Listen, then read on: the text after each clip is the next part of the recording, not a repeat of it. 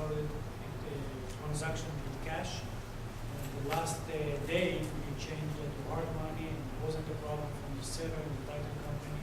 Nothing been changed. It's seamless for them. Yeah, he's absolutely right. And especially if you do it the last minute, let's face it, the seller's already counting the dollars, whether it be a bank or anybody else, they want to get this property off their books. They've counted on it getting off their books. Most of the time, they're not going to ask you. Now, there may be the requirement, I've seen this several times, where they say, hey, you're going to have to get an amendment that changes it from cash to, third-party financing. Even though isn't required, some title companies just, require, they're going to ask for that. So, well, the point you brought up about the higher earnest money too does put you in a favorable position. That's always, when you evaluate hundreds of offers a day, you figure out real quick that a large earnest money offering is. I think it proves you're serious. When you're serious, right? And that's ultimately what a cash offer is supposed to convey. But now with all the late night infomercial gurus, everybody's writing cash offers. I mean, they sort of lost some of their panache, I think, than they might have had otherwise. So really the thing is, once you figure out who you're going to use financing-wise, whether you're going to use a bank, whether you're going to use a hard money lender, whether you're going to use your rich uncle, whatever, the next thing you got to sort of figure out is what the lender's requirements are.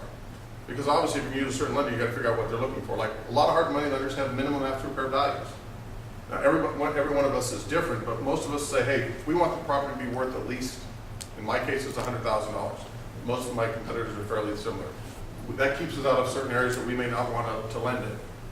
So you've got to look at the houses that you're looking at. Are they going to fit in within your lender's guidelines?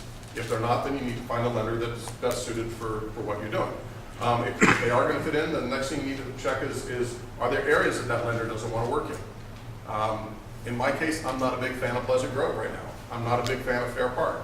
Nothing wrong with those areas for some people. I know that a lot of people make a lot of money in those areas.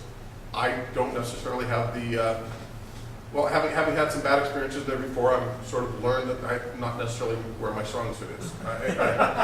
Funny story is when the first time I got into this business 12 years ago, the mentor that got me into this had been doing it for like 30 years at the time. And I went in and I said, hey, what's your minimum after repair? And he goes, I won't land on anything that's worth at least $85,000.